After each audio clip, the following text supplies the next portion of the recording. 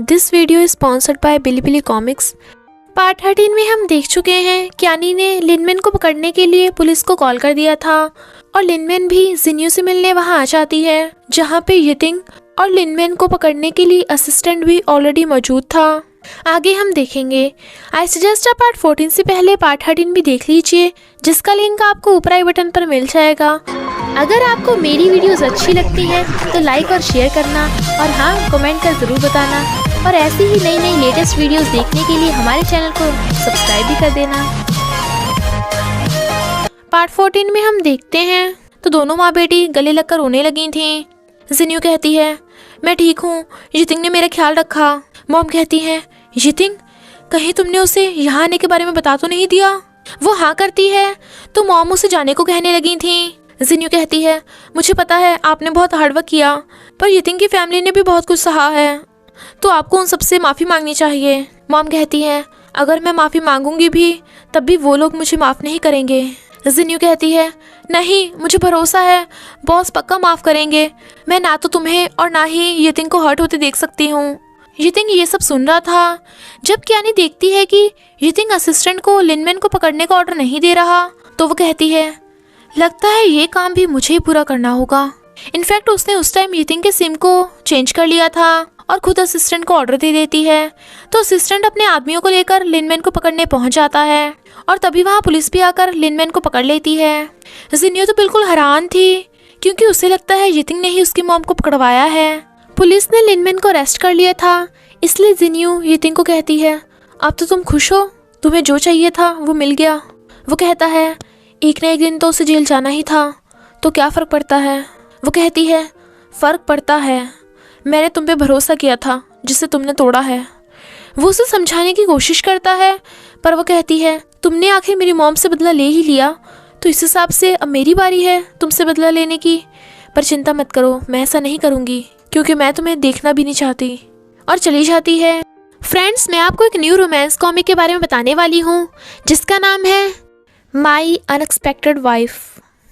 अगर आप ऐसी रोमांटिक अमेजिंग कॉमिक्स पढ़ना चाहते हैं तो इसका ऐप भी डाउनलोड कर सकते हैं। इस कॉमिक का लिंक आपको डिस्क्रिप्शन बॉक्स में मिल जाएगा। कियानी जिन्यू के घर कहती है, इस रिकॉर्डिंग में यितिंग की रियल फीलिंग्स हैं। जाओ जिन्यू को कहती है, इसका विश्वास मत करना, ये तुम्हारा रिलेशन खराब करना चाहती है। रिकॉर्डिंग में यितिंग कहता है, हमने मिलकर लीशिंग कंपनी को बर्बाद किया था। जिन्यू तो सिर्फ लिनमेन को पकड़ने के लिए एक जरिया है। कियानी कहती है, तू कितनी ज़्यादा स्टूपिड है। जाओ कियानी को सुनाने लगी थी तो कियानी उसे थप्पड़ मारने वाली थी, पर जिन्यू उसका हाथ पकड़ लेती है तो कियानी छिड़ के चली जाती है। जाओ ने यितिंग के लेटर की फ़ोटो क्लिक कर ली थी तो सोचती है, क्यों ना यितिंग की रियल फीलिंग जिन्यू को बता दूँ, पर नहीं, ऐसे तो जिन्यू को सब पता चल जाएगा कि मैं यितिंग की डिटेक्टिव हूँ, फिर मैं और जिन्यू फ्रेंड्स नहीं रहेंगे। इधर यितिंग सोच रहा था कि अगर उसने लिनमेन को नहीं पकड़वाया तो किसने पकड़वाया, और फिर उसका शक सीधा कियानी पे जाता है। वो उस पर गुस्सा करता है, पर कियानी कहती है, ये सारा तो तेरा ही प्लान था, मैंने तो तेरी हेल्प की थी, तो तुझे मुझे थैंक यू करना चाहिए। वो कहता है, थैंक यू तो मुझे करना चाहिए हमारी इंगेजमेंट तोड़ने के लिए। वो कहती है, जिन्यू तुझसे नफरत करेगी और तुझे अनहैप्पी देख के मैं हैप्पी रहूँगी। यितिंग लिनमेन से मिलने जेल आता है और उससे पूछता है, क्या मिस्टर तैंग का भी हेल्थी फार्म को बर्बाद करने के पीछे हाथ है? वो कहती है, हाँ, मैंने हेल्थी फार्म वाला केस मिस्टर तैंग के कहने पे ही एक्सेप्ट किया था, वो मेरी सबसे पहली गलती थी। वो पूछता है, तो मिस्टर तैंग तुम्हारे पीछे क्यों पड़ा है? क्या उसे तुमसे कुछ चीज़ चाहिए? वो मना कर देती है और फिर उसे जिन्यू से दूर रहने को कहने लगी थी। जाओ देखती है कि जिन्यू अपने रूम में नहीं है क्योंकि वो तो फार्म में जाओ माँ को कैब गिफ्ट देने आती है। इनफैक्ट वो वहाँ उन सबको गुड बाय करने आई थी। जाओ माँ उसे समझाने की कोशिश करता है कि यितिंग जिन्यू को सच में लाइक करता है, पर जिन्यू यितिंग पर गुस्सा थी। और फिर जिन्यू यितिंग की मॉम को रोते हुए गुड बाय कर चली जाती है।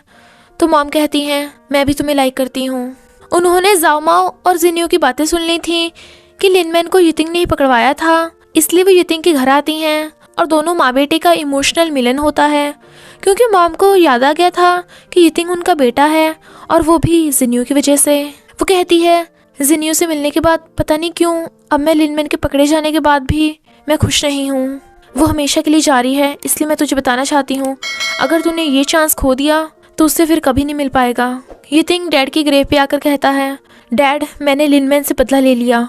आप खुश तो हो, पर पता नहीं क्यों मैं खुश नहीं हूँ। अब तो जितिंग जाओमा, मॉम और बाकी सबके साथ लंच करने आता है और फिर उन सब से रूड बिहेव करने के लिए सॉरी और उसे अपनाने के लिए थैंक यू करता है। फिर जितिंग यूनन को क्यूट एलिफेंट गिफ्ट देता है।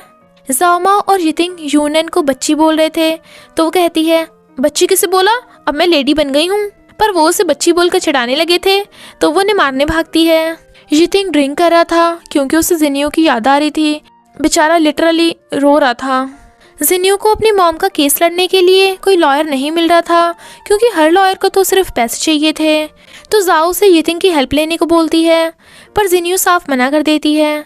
जाओ से यितिंग के बारे में समझाने की कोशिश भी करती है पर जिनियो तो यितिंग पर गुस्सा थी। जाओ यितिंग को कहती है, मैं जिनियो को अपना सच बताने वाली हूँ।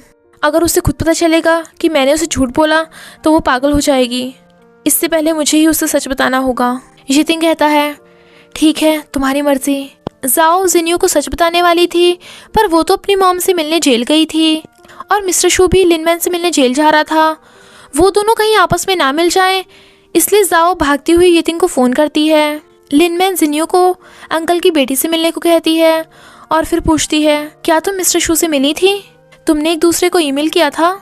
जिनियो कहती है, मुझे तो टीचर शू का कोई ईमेल नहीं आया, पर आप चिंता मत करिए, मैं बाद में बात कर लूँगी। मॉम जिनियो को यितिंग से दूर रहने को बोल रही थी तो वो कहती है, हाँ शायद इतना सब होने के बाद मैं और यितिंग अब दोबारा कभी साथ नहीं रह सकते, है ना? जिनियो जा रही थी और मिस्टर शू भी उसे पीछे से देख लेता है और वो दोनों आपस में मिलने ही वाले थे। तभी जाओ वहाँ आ जाती है और साइकिल वाले को जाता देखती है तो जानबूझ के टकरा जाती है। तो मिस्टर शू जाओ की हेल्प करने लगा था। जाओ के इशारे पे यितिंग जिनियो के पास जाने वाला था। तभी एक साइकिल वाला जिनियो का पर्स छीनने की कोशिश करने लगा था पर वो उसे मार के भागती है और जल्दी जल्दी में यितिंग की कार में घुस जाती है तो वो उसे ज़बरदस्ती घर छोड़ आता है। इनफैक्ट वो साइकिल वाला मिस्टर तैंग का ही आदमी था। उसने उसे प्रूफ लेने भेजा था। इधर कियानी को पता चलता है कि मिस्टर तैंग का यितिंग से बायोटेक में इन्वेस्ट करवाना एक प्लान था और मिस्टर तैंग लिनमैन से प्रूफ लेना चाहता है क्योंकि हेल्थी फार्म वाला केस मिस्टर तैंग का ही मास्टरमाइंड प्लान था। इधर जिनियो मिस्टर शू को मैसेज करती है कि वो सैड है, जो यितिंग को पहुंच जाता है और उसे भी उसकी याद आ रही थी तो वो सोचता है, फीलिंग्स मेरे लिए इम्पोर्टेंट नहीं है ना। जाओ ने अभी जिनियो को सच नहीं बताया था क्योंकि अभी उसमें इतनी हिम्मत नहीं हो रही थी। जिनियो सैड थी इसलिए यितिंग जाओ को जिनियो के फेवरेट फ्लावर्स और गमी बियर जिनियो को देने के लिए कहता है और इसी के साथ पार्ट 14 का एंड हो जाता है। तो देर किस बात की, जल्दी से जाकर डिस्क्रिप्शन बॉक्स या कमेंट बॉक्स पर दी गई लिंक को क्लिक करके इस रोमांस कॉमिक के मजे लीजिए। Thank you Bilibili comics for sponsoring this video. बस थोड़ा सा इंतज़ार करना, फिर मिलेंगे नेक्स्ट पार्ट में।